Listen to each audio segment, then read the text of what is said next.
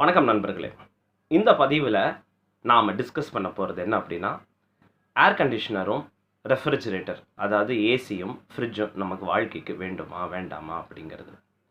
நீங்கள் எல்லாரும் நல்லா புரிஞ்சுக்கணும், நம்ம உயிரோடு இருக்கிறதுக்கு ஒரு முக்கிய காரணம் நம்ம உடலில் இருக்கிற ஒரு அனல். நீங்கள் பார்த்துருப்பீங்க, சடனாக கொலாப்ஸ் ஆகிறவங்க, மயக்கம் ஆகிறவங்க, கீழே விழுந்த உடனே எல்லாரும் வந்து தொட்டு பார்த்து உடம்பு இன்னும் சூடாக தான் இருக்குது, ஹாஸ்பிட்டல் பக்கத்தில் எடுத்துகிட்டு போங்க அப்படின்வாங்க.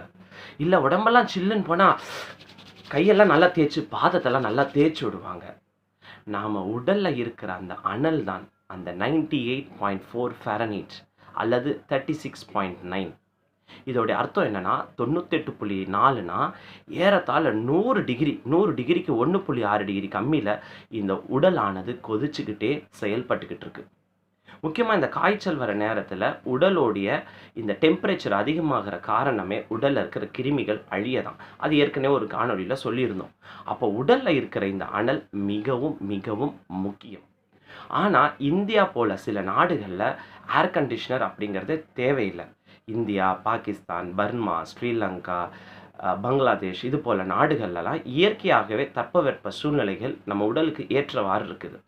ஆனால் எங்கேருந்து கற்றுக்கிட்டோம் இந்த ஏர் கண்டிஷனரும் ஃப்ரிட்ஜ் அப்படின்னு பார்த்தீங்கன்னா, இந்த வடிவேல் அண்ணன் ஒரு படத்தில் துபாய்க்கு போயிட்டு வந்தேன்னு சொல்லிட்டு அந்த பிங்க் கலர் அங்கேயும் அந்த வேஷ்டியும் போட்டு வருவார். நீங்கள் பார்த்துருப்பீங்க. துபாயில் நீங்கள் என்ன வேலை செஞ்சீங்கன்னு எங்களுக்கு தெரியும் அப்படின்னு சொல்லுவார்.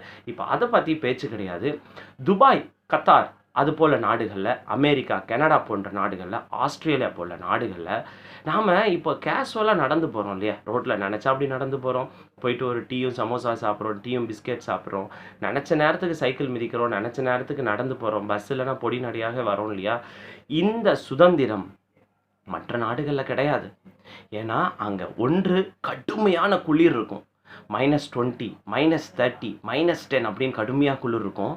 அல்லது 120, 140 ஃபாரன்ஹீட் கடுமையான ஒரு வெப்பம் இருக்கும். ஸோ அதனால தான் அவங்க ஏர் கண்டிஷனர் பயன்படுத்துகிறாங்க.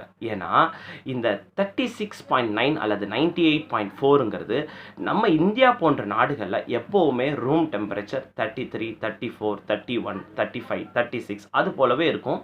ஏறத்தாழ நம்ம உடம்புக்கு நிகராக இருக்கும். இங்கே ஏர் கண்டிஷனர், ஃப்ரிட்ஜ் அப்படிங்கிறது தேவையே இல்லை. ஆனால் மேற்கிந்திய நாடுகளில் போயிட்டு வந்த மோகத்தினாலையும் அங்கே வாழ்ந்த லக்ஸரியோட மோகத்தினாலையும் அதையே கொண்டு இங்கே அப்ளை பண்ண பார்க்குறாங்க. இது சரிப்பட்டு வராது. அங்கே ஏர் கண்டிஷனர் போடலை அப்படின்னா, அதாவது கடுமையான வெப்பத்தில் ஏசி போடலைன்னா வாழ முடியாது. இல்லை கடுமையான குளிரில் ஹீட்டர் போட்டால் வாழ முடியாது. பட் அந்த எந்த கஷ்டமும் இயற்கையோ இறைவனோ இந்தியா போன்ற நாடுகளில் கொடுக்கவே இல்லை. நம்ம சாதாரணமாக சுதந்திரமாக நம்ம வாழலாம். சரி, அப்போ இங்கே ஏர் கண்டிஷனரும் ஃப்ரிட்ஜு போட்டால் என்ன ஆகும் அப்படின்னா, இப்போது ஒருவேளை நம்ம வந்து ஏர் கண்டிஷனர் போட்டுட்டு டெம்பரேச்சர் 23, 22ல் செட் பண்ணி வைக்கிறீங்கன்னா, இந்த உடலானது அந்த 98.4 ரீச் பண்ணுறதுக்கு கடுமையான முயற்சி மேற்கொண்டு ஒரு கடுமையான ஒரு உள்ள பயோகெமிக்கல் சேஞ்சஸ் ஏற்பட்டு நமக்கு உள்ளேயே பல உபாதைகள், ஈவன் நான் கெமிக்கல் டிசீஸ் வரதுக்காக வாய்ப்பும் இருக்குது. அடுத்து இந்த ஃப்ரிட்ஜ், அங்கே வெளியே காய்கறிகளோ பதார்த்தங்களோ வெளியே வைக்க முடியாது. கடுமையான குளிரில் உறைஞ்சு போகும், கடுமையான வெப்பத்தில் அவிஞ்சு கெட்டு போயிடும். அதுக்காக தான் அவங்க ஃப்ரிட்ஜும் ஹீட்டரும் யூஸ் பண்ணுறாங்க. ஆனால் நாம் அதையே காப்பி பண்ணி இங்கே ஃப்ரிட்ஜில் என்ன வேணால் கிடைக்கும். ஃப்ரிட்ஜில் சாக்லேட்டு, காஃபி, மில்க்கு, பழைய போன வாரத்தோட இந்த சுண்டக்காய் குழம்பு, வறுத்த குழம்பு, மாவு ஒரு வாரத்து மாவு டெய்லி கொஞ்சம் கொஞ்சமாக ஊற்றி தோசை, இட்லி போட்டுப்பாங்க. இந்த ஹவுஸ் ஒய்ஃப்ஸ் அதாவது இல்லத்தரசிகள் எல்லாமே இந்த காணொலியை நீங்கள் பார்த்துட்ருக்கீங்க அப்படின்னா, நீங்கள் ஒரு மாவை சாதாரணமாக அரைச்சி வெளியவே வச்சு புளிக்க விட்டு அதில் தோசை இட்லியை போட்டு பாருங்கள்.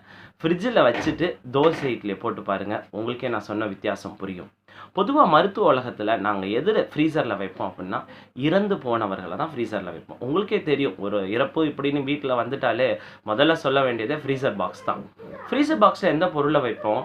இறந்து போன பொருள் அழுகி போகாமல் இருக்க. நல்லா கவனிக்கணும், இறந்து போன பொருள் அழுகி போகாமல் இருக்க ஃப்ரீசர் பாக்ஸில் ஏன் வைக்கிறோன்னா, வெளிநாட்டில் இருக்கிற பசங்கள்லாம் ஒரு நாள் 2 நாள் 3 நாள் கழித்து வெளியே ஊர்லேருந்து வரும்பொழுது தன்னுடைய தாய்மார்கள், தகப்பன்மார்கள் அழுகி போகாமல் இருக்க பார்ப்பதற்காக வைக்கிறோம்.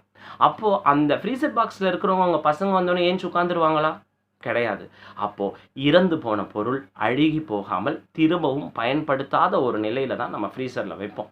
ஸோ அதனால் இந்த காணொளியோட முக்கியமான வேண்டுகோள் என்ன அப்படின்னா, ஏர் கண்டிஷனர், ஃப்ரிட்ஜ் இரண்டுமே நம் உடம்பிற்கு மிகவும் மிகவும் ஆபத்தான ஒன்று. அதை தவிர்க்குமாறு அடியேன் உங்களிடம் அன்புடன் கேட்டுக்கொள்கிறேன். மற்றும் ஒரு முக்கிய பதிவில் சந்திப்போம். நன்றி, வணக்கம்.